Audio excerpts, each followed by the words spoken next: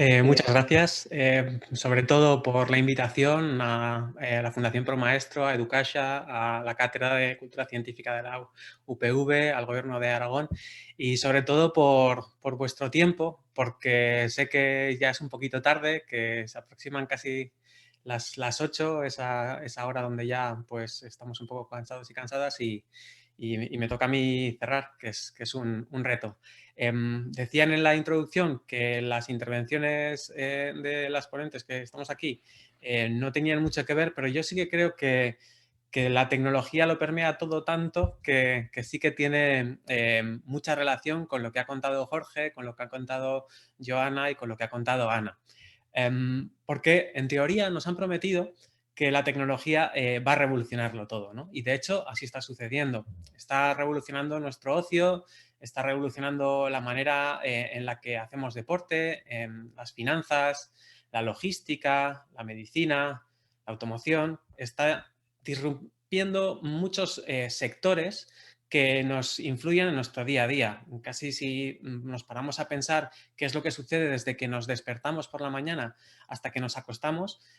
muchas de las interacciones que tenemos con el mundo y con otras personas están mediadas por la tecnología. Entonces, en la educación, ¿qué es lo que sucede? ¿Sucede algo parecido? Hay un elemento disruptor que es la tecnología que ha ido cambiando pues, los paradigmas educativos. Bueno, hay algunos proveedores de tecnología que nos quieren convencer de que eso es así, ¿no? Gente que se encarga pues, de introducir dispositivos en el aula, de desarrollar aplicaciones de realidad aumentada, de realidad virtual, impresión 3D, plataformas docentes, cursos masivamente paralelos online, incluso aplicaciones de inteligencia artificial en la educación. Y todo esto parece que sí, que está teniendo un impacto grande y que está cambiando la forma que estamos aprendiendo. Pero si nos fijamos en la evidencia conocida, que es un poco de lo que van estas pruebas de la educación, pues nos damos cuenta de que muchas veces no estamos incorporando la tecnología al aula adecuadamente porque no estamos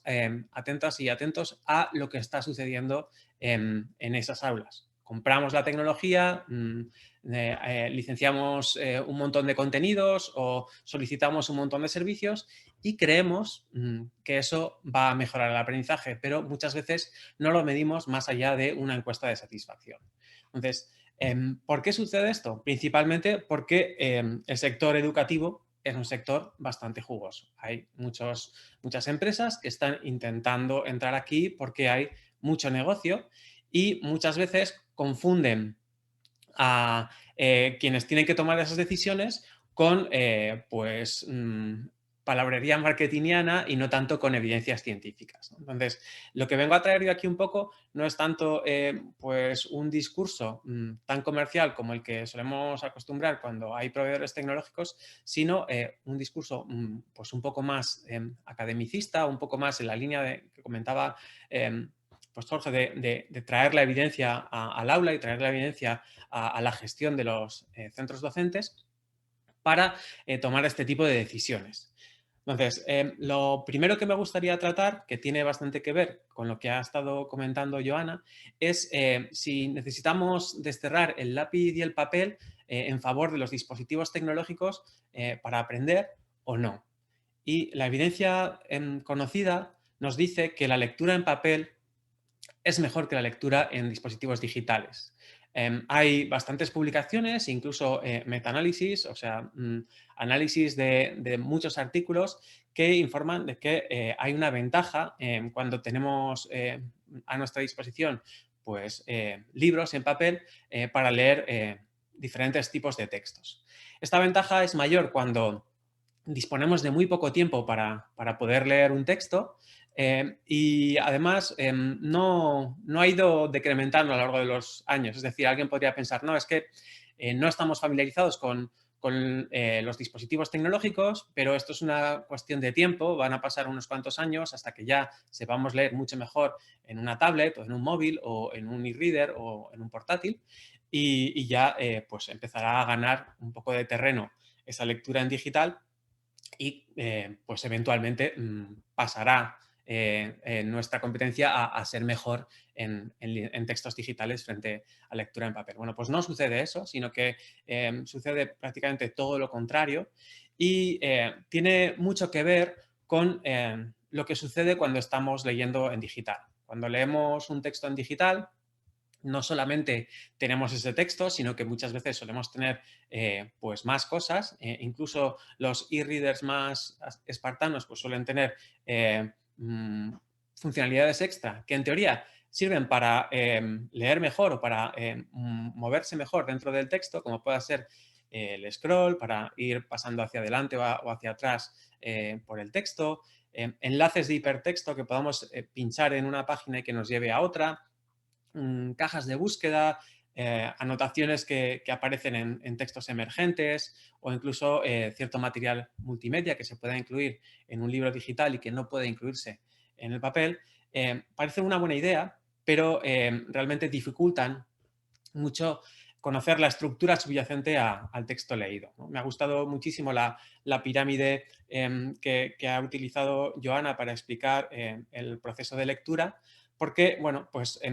vamos desde las estructuras más básicas componiendo significado hacia arriba y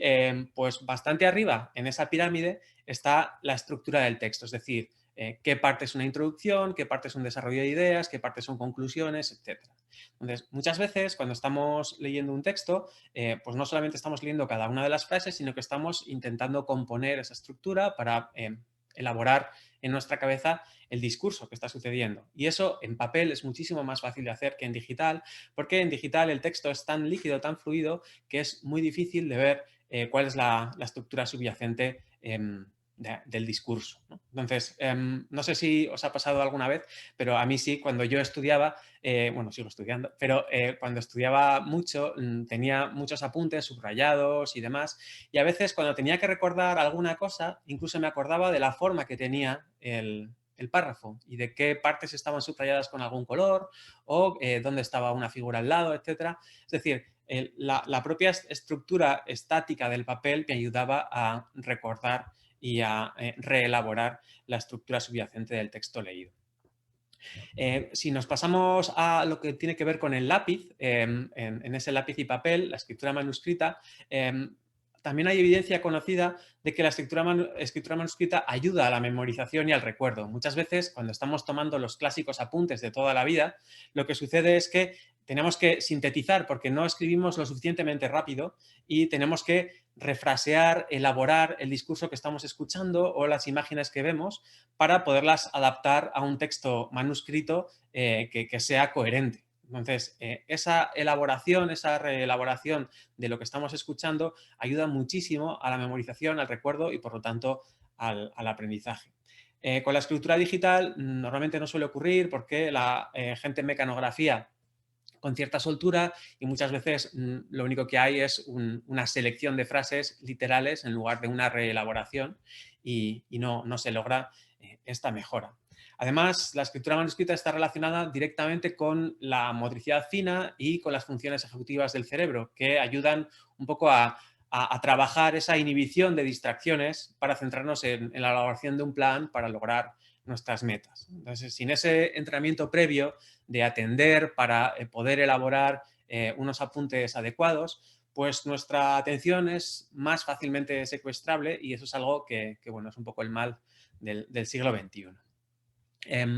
Si vamos un poco más a lo que tiene que ver con el despliegue tecnológico en el aula, me gustaría comentar que hay diferentes enfoques y que hay algunos que tienen impactos positivos y otros no tanto, ¿no? Lo que sí que se conoce es que la utilización de proyectores o pizarras digitales junto a ordenadores de sobremesa con acceso a Internet en el aula, y esto último es bastante importante, un buen acceso a Internet es casi una condición sine qua non para que un ordenador tenga hoy en día sentido dentro del aula, pueden proporcionar mejoras equivalentes hasta un curso académico superior en lo que concierne a los resultados de los informes PISA. Por contra, los ordenadores portátiles y las tablets, sobre todo, pues tienen un peor desempeño. La gente que utiliza, los estudiantes que utilizan ordenadores portátiles en estos programas one-to-one, suelen obtener peores resultados que quienes no los utilizan. Y en el caso de las tablets es más grave porque se han reportado retrasos de hasta medio curso académico frente a estudiantes que no los utilizan. Entonces, estos programas one-to-one han sido muy fomentados por administraciones públicas y sobre todo por proveedores de tecnologías, más que nada porque todo apunta a que algo va a cambiar dentro de la tecnología y de que disponer del propio dispositivo va a fomentar nuevas oportunidades de aprendizaje. Sin embargo, no se ha valorado correctamente el coste de oportunidad que tiene la introducción de este tipo de tecnología en el aula, qué cosas se están dejando de hacer porque se están haciendo uso de tablets o de ordenadores portátiles en el aula. Entonces, se han reportado nulos o malos resultados de este tipo de programas en Uruguay, en Colombia, en Cataluña, en otras regiones de España, y es importante que les demos una vuelta a este tipo de programas que tienen pues tanto interés para las empresas de proveedoras de tecnologías, pero no tanto desde el punto de vista pedagógico.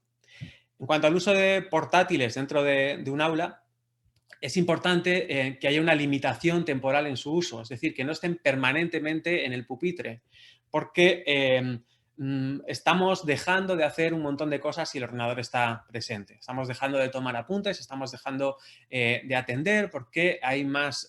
tentaciones para el uso de sistemas de mensajería instantánea o de juegos que poco tengan que ver con la actividad pues, educativa que esté sucediendo en este momento. Incluso hay evidencia con respecto a la presencia de portátiles que solamente están no en el pupitre o la mesa de una estudiante, sino a la vista de esa estudiante. Es decir, si estamos cerca de un portátil, pues se reduce también nuestra capacidad de atención y, por tanto, nuestra capacidad de comprensión. Luego también me ha gustado mucho, como ha comentado la profesora Ana Jolont, el tema de pues el impacto que tiene el aprendizaje online dentro de las familias y los y las estudiantes pues en periodos tan críticos como ha sido pues el de la pandemia, ¿no? En el caso de las plataformas online, en principio es una buena idea, pero se da un efecto Mateo, ¿no? que beneficia más este aprendizaje online a quien más sabe gestionar su propio aprendizaje, a quien tiene esas funciones ejecutivas del cerebro bien desarrolladas y es capaz de trazar un plan, de inhibir distracciones, de autoorganizarse, de evaluar o autoevaluar lo que sabe y lo que no sabe, etcétera, y perjudica mucho a las personas que no se les dan tan bien pues estas funciones ejecutivas para gestionar su propio aprendizaje, ¿no? Entonces, las plataformas online nos ayudan un poco en la medida en la que suponen un punto de entrada al aprendizaje online, es decir, no tenemos que buscar los recursos dispersos por toda la red, sino que están en un punto de entrada y si hay una estructura bien planteada dentro de esa plataforma online, pues puede suponer un punto de anclaje, un punto de apoyo sobre el que desarrollar el propio autoaprendizaje, pero hay que tener un poco de cuidado con no abusar de estas plataformas para no confundir a la gente que necesita un poco más de apoyo cercano y apoyo más semipresencial, podríamos decir, incluso con tutorías online o similares, ¿no? Pablo, te quedan 5 minutos. Luego también tenemos que valorar dentro de lo que son las plataformas el tema de cómo vamos a instalarlas dentro de nuestro centro educativo, si va a ser una plataforma pues abierta, va a ser una plataforma proporcionada por un proveedor concreto, etcétera, y el tema del soporte. Las plataformas no pueden fallar. Para ir cerrando un poco, pues qué aspectos creo que son importantes relacionados con la tecnología y la educación, me gustaría hablar de la presencia de los móviles en las escuelas. Los teléfonos móviles, en principio, pues están pensados para comunicarnos y muchas veces pues suponen cierta disrupción dentro de lo que es la práctica educativa, ¿no? Entonces, sobre todo esto Perdona, tiene que ver más con Pablo. centros de secundaria. Perdona, me he confundido yo, te quedan unos 10 minutos. Perdona, ¿eh? Vale, vale. Bueno, de todas formas, como ya vamos bastante avanzados, igual queda tiempo para el debate después, si acabo antes. Entonces, El tema es que la presencia de un móvil en clase es algo parecido a lo que comentábamos antes de la presencia de un portátil dentro de clase. No solamente se distrae la persona que está atendiendo a las notificaciones que le llegan del móvil, sino las personas que están alrededor. No sé si conocéis este artículo que salió en prensa hace año y medio de una profesora de un instituto que había acordado con sus estudiantes medir durante una clase, durante 50 minutos, cuántas notificaciones llegaban en total a todas las cuentas de todos los estudiantes. Y contabilizaron en la pizarra más de 800 notificaciones, es decir, 800 intentos por parte de la tecnología de llamar la atención